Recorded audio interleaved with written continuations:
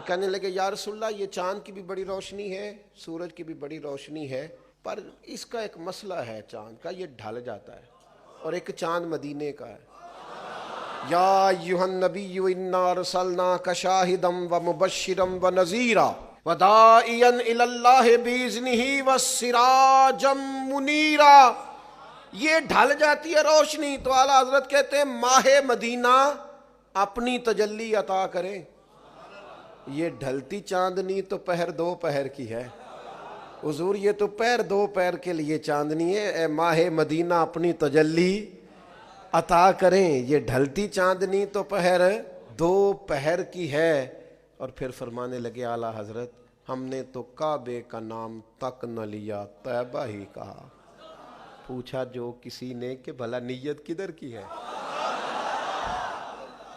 پوچھا جو تھا کسی نے کہ نیت